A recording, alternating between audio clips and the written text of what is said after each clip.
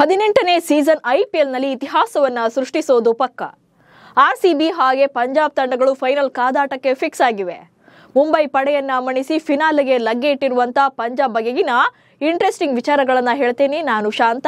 ನೀವು ಸುದ್ದಿಯಾನದ ಸಬ್ಸ್ಕ್ರೈಬರ್ ಆಗೋದಕ್ಕೆ ಮರಿಬೇಡಿ. ಫೈನಲಿ 18ನೇ ಸೀಸನ್ ಐಪಿಎಲ್ನ ಫೈನಲಿಸ್ಟ್ ತಂಡಗಳು ಕನ್ಫರ್ಮ್ ಆಗಿವೆ. 5 ಸಲ ಚಾಂಪಿಯನ್ ತಂಡವನ್ನ ಮಣಿಸಿ ಪಂಜಾಬ್ ಕಿಂಗ್ಸ್ ತಂಡ ಫಿನಾಲೆಗೆ ಲಗ್ಗೆ ಇಟ್ಟಿದೆ. ಮಳೆಯ ಕಣ್ಣಾಮುಚ್ಚಾಲೆ ಬಳಿಕ 2 ಗಂಟೆ ಲೇಟ್ ಆಗಿ ಸ್ಟಾರ್ಟ್ ಆದರೂ ಕೂಡ Punjab captain Shreyas Iyer plan work out ಆಗಿದೆ. 5 ಸಲ ಚಾಂಪಿಯನ್ ಪಟ್ಟಕ್ಕೇರಿದ್ದಂತ ಮುಂಬೈ ವಿರುದ್ಧ ಐತಿಹಾಸಿಕ ದಾಖಲೆಯನ್ನು ಬರೆದಿದ್ದಾರೆ. ಟಾಸ್ ಸೋತ ಮುಂಬೈಗೆ ಕೈಕೊಟ್ಟ ರೋಹಿತ್ ಶರ್ಮಾ. ಟಾಸ್ ಸೋತು ಬ್ಯಾಟಿಂಗ್ ಅನ್ನು ಆರಂಭ ಮಾಡಿದಂತ ಮುಂಬೈ ಪರ ಆರಂಭಿಕರಾಗಿ ರೋಹಿತ್ ಶರ್ಮಾ ಹಾಗೆ ಬೈಸ್ಟೋ ಇನ್ನಿಂಗ್ಸ್ ಅನ್ನು ಆರಂಭ ಮಾಡಿದ್ರು. ಆದ್ರೆ ರೋಹಿತ್ 8 ರನ್ಗಳಿಗೆ ಔಟ್ ಆಗಿ ನಿರಾಸೆ ಮೂಡಿಸಿದ್ರು.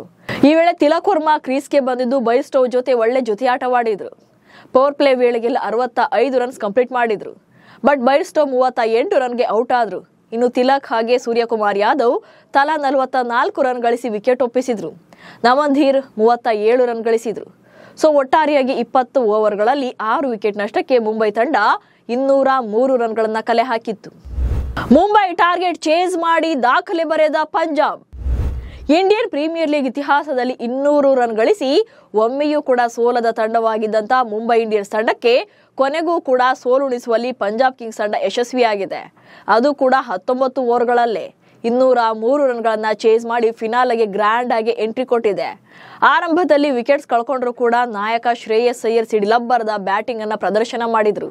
41 ಎಸೆತಗಳಲ್ಲೇ 8 ಭರ್ಜರಿ 6 ಹಾಗೆ 5 4ಗಳೊಂದಿಗೆ ಅಜೇಯ 87 ರನ್ ಬಾರಿಸಿದ್ರು. ನೇಹಾಲ್ ವಧೇರಾ ಕೂಡ 48 ರನ್ ಗಳಿಸಿದ್ರು. ಈ ಮೂಲಕ ಪಂಜಾಬ್ ಕಿಂಗ್ಸ್ ತಂಡ 19 ಓವರ್ಗಳಲ್ಲಿ 207 ರನ್ ಗಳಿಸಿ 5 ವಿಕೆಟ್ಗಳ ವಿಕ್ಟರಿಯೊಂದಿಗೆ ಫೈನಲ್ ತಲುಪಿದೆ. ಅದು ಕೂಡ 11 ವರ್ಷಗಳ ಬಳಿಕ. ಪಂಜಾಬ್ ಪಡೆ ಕೊನೆಯ ಬಾರಿ ಫೈನಲ್ ಆಡಿದ್ದು 2014ರಲ್ಲಿ. ಇದೀಗ ದಶಕದ ಬಳಿಕ ಮತ್ತೊಮ್ಮೆ ಅಂತಿಮ ಪಂದ್ಯವನ್ನ ಆಡೋಕೆ ಪಂಜಾಬ್ ಕಿಂಗ್ಸ್ ಕೂಡ ರೆಡಿಯಾಗಿದೆ. ಆರ್ಸಿಬಿ ವರ್ಸಸ್ ಪಂಜಾಬ್ ಯಾರೇ ಗೆದ್ರು ಇತಿಹಾಸ. ಈ ಸೀಸನ್ ನ ಬ್ಯೂಟಿ ಅಂದ್ರೆ ಇದೇ ನೋಡಿ. 2008ರಿಂದಲೂ ಕೂಡ ಐಪಿಎಲ್ ಆಡ್ತಾ ಇರುವಂತ ರಾಯಲ್ ಚಾಲೆಂಜರ್ಸ್ ಬೆಂಗಳೂರು ಆಗ್ಲಿ ಅಥವಾ ಪಂಜಾಬ್ ಆಗ್ಲಿ ಇದುವರೆಗೂ ಒಮ್ಮೆಯೂ ಟ್ರೋಫಿಯನ್ನ ಗೆದ್ದಿಲ್ಲ.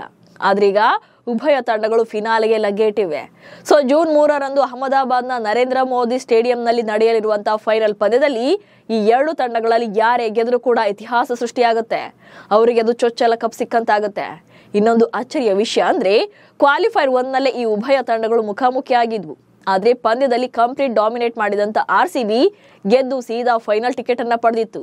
ಇದೀಗ ಕ್ವಾಲಿಫೈರ್ 2ನಲ್ಲಿ ಮುಂಬೈ ತಂಡವನ್ನ ಮಣಿಸಿ ಪಂಜಾಬ್ ಫೈನಲ್ಗೆ ಲಗ್ಗೆ ಇಟ್ಟಿದೆ. ಸೊ ಉಭಯ ತಂಡಗಳು ಕೂಡ ಕಾನ್ಫಿಡೆನ್ಸ್ ನಲ್ಲೇ ಇದ್ದು ಹೈ ವೋಲ್ಟೇಜ್ ಮ್ಯಾಚ್ ಆಗೋದಂತೂ ಪಕ್ಕ. ನಮಸ್ಕಾರ.